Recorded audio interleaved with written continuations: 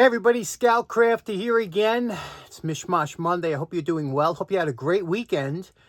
We have a beautiful day out there today. I want to get outside, do a little walk earlier tonight. It's just a nice night, breezy, beautiful white puffy clouds. You know, the days I like. Today we're going to do a project for a friend of mine, my buddy Richie Kemp. He loves to give me projects to see if I'll pull my hair out of my head. So this might be one of them, because this one is a bit of a challenge. I've never done this before. Hopefully we can learn a couple things from it, maybe pick up some new tips and tricks. So let's get right to it. Now, I've been procrastinating on this project for a while because Richie gave it to me a couple months ago.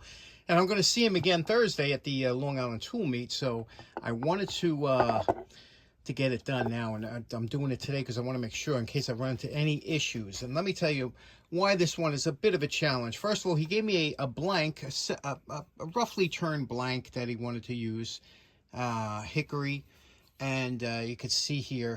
And now, here's what makes hanging this handle on this head so unusually difficult. First of all, you see it's a Garland number 4.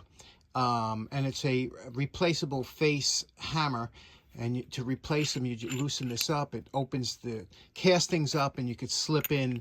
They have a variety of different faces you can put in here. It's a beautiful hammer.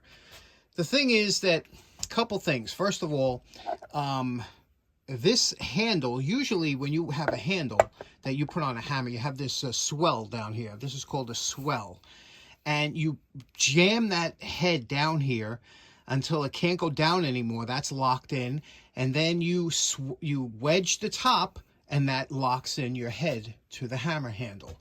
The problem with this is, because you have to be able to replace these hammer faces at one time or another, this ring has to be able to slide up and down. So in other words, it can't be too big of a swell. And when you take this apart, I'll show you here, when you take this apart, you have the locking ring here, you have the bottom piece, the two faces. He has aluminum in there now, but the two faces.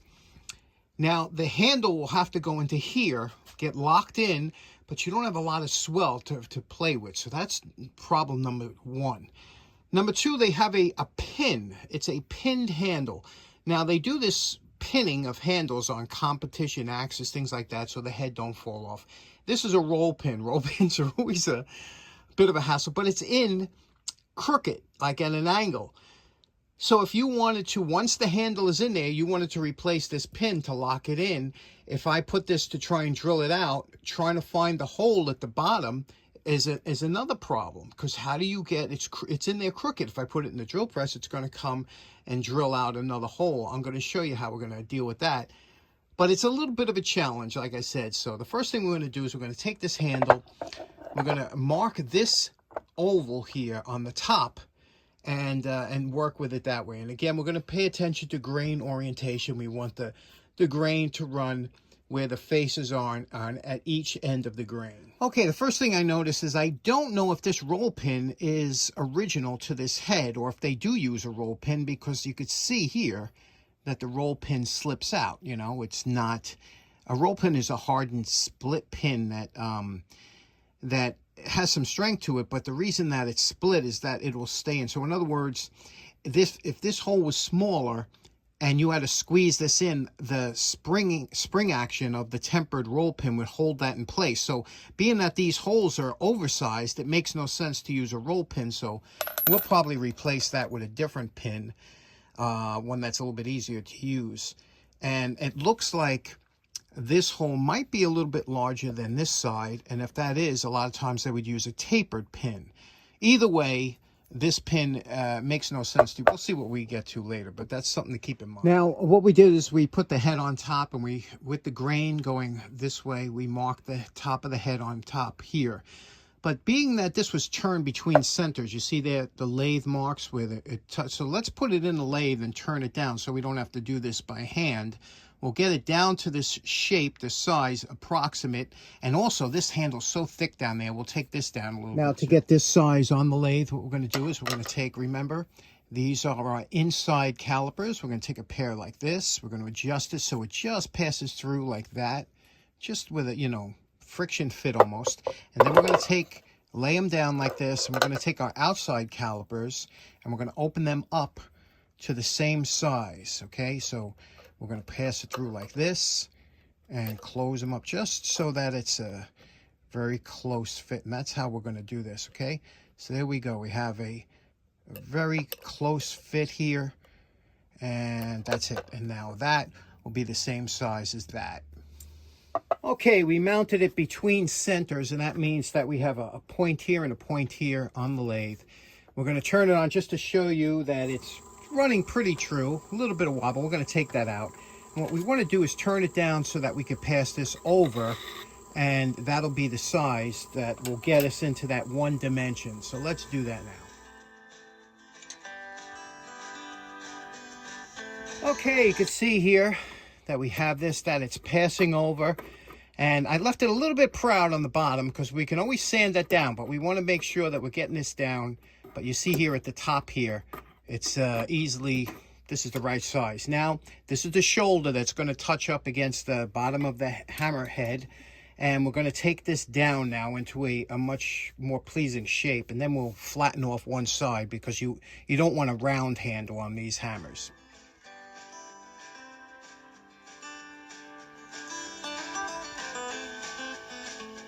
Okay, this is our first roughing. You could see we're getting it down in size here. We took down that swell because it's too... Remember, this ring has to fit over that swell in order to change the caps, the faces of that hammer. So here's that ring. It's got to fit over it. And you can see we still got a little ways to go. That don't give you much play, but we have to take this down a little bit more because this has to be able to slip down at least to here so you can take those caps off, you know. Okay, you see, notice we have the, I always make a wider wedge slot because I'm going to make my own custom wedge to go in there, and I want it to go deeper. And here we go, we have a slip fit on there, nice tight base. Now we're just going to wedge this out all the way down and then pin it. So it's coming good. Here is our custom African Padouk wood wedge. Isn't that pretty?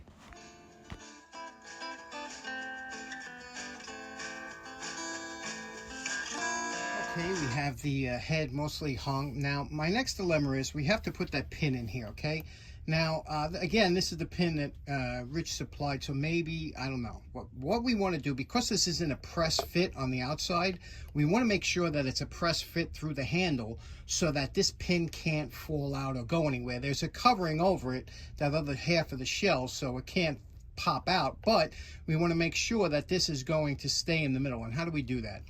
Now, because like I said, these holes aren't lined up properly as far as if it was drilled straight through, the only way you could do that, an old-timey way a lot of guys did, is you drill halfway through from one side, halfway through from the other side, and that'll get you probably close. But I'm going to show you a way that you can be guaranteed to go from one hole to the other, no matter how that other hole was drilled. The first thing you're going to do is use whatever drill bit you think you're going to use. Here we're using this drill bit here, which is a 5/32. We drilled a hole in a piece of wood, and this is a press fit. That's just what you want. It can't slip through. It's a press fit. Perfect. So now that we have a press fit, now we have to determine where the bottom of this bit is going to come down on the drill press table. Okay, what we did is we clamped down a piece of scrap wood onto the table. The table is locked in and tight. It can't move. Now what we're going to do is we're going to run the drill down and drill a small hole in that wood.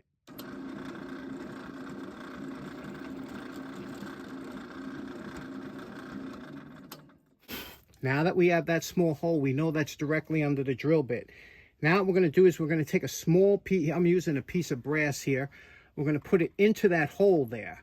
Now what we do is when we place this on top, the hole on the bottom, on top of that, I got to go a little bit deeper, but when we place it on top of that piece of brass, that'll be directly above and lined up, and I'll show you what we'll do. Okay, I lowered that pin a little bit lower down. Now we're going to take this and we're going to put that over the pin here, the bottom pin. Okay, once we get that lined up on, there we go, we're seated on the pin. Now when I drill through, it's got nowhere to go but on the pin, and you see I got to tilt it a little bit to get it straight. So I'm going to drill through most of the way through. Okay, now what I'm going to do is I'm going to reverse it, turn it around, put that hole on the pin that's sticking out of the wood there, and I'm going to drill the rest of the way through here.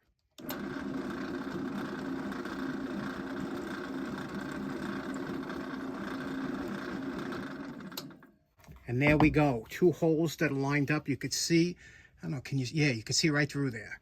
Isn't that sweet? Now, because that was a press fit, we'll just tap this in and it will come out. There we go. The pin is recessed exactly the same on both sides. The beauty of this hammer is if you want to change out the pucks, all you have to, or the faces of the hammer, all you have to do is loosen up this collar, and then when you tighten it up, it locks them in there nice. And we'll tighten it up with a wrench, but there we go. Now, I know Rich wants a long handle, which we left long, and B, he wants it, he likes linseed oil, so we'll give it an oil treatment. And we're calling this project done. Here we have a nicely hung handle, nice shape to it. I oiled it as Richie likes. Now, I used for my first coat a Watco teak oil. The reason I like a teak oil, it has a little darker hue to it than regular boiled linseed oil. This was such a white hickory, it's going to get dirty anyway. But this just gives it a little interest, a little color on there.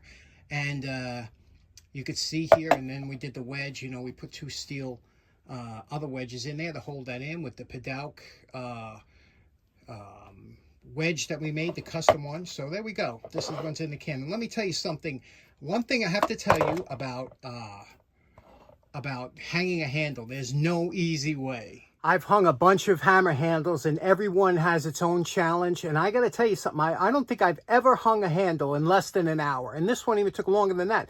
They just all have their different challenges. And I don't know. I see these guys. You know who's good at hanging? Farriers. You know, the guys that do horseshoeing and stuff. They could put a handle on a hammerhead. But then again, they're using the same exact hammer and the hammer handle that's made for it. If you have a replacement handle, it's so much easier than trying to fabricate your own. You know what I'm talking about. A bunch of you woodworkers out there fabricating and scraping. Show me a guy that can do one in 15 minutes, and I'll show you a 15-minute looking handle. All wobbly and crooked. Anyway, thanks for tuning in. I hope you enjoyed today's episode, and we'll see you again on Wednesday.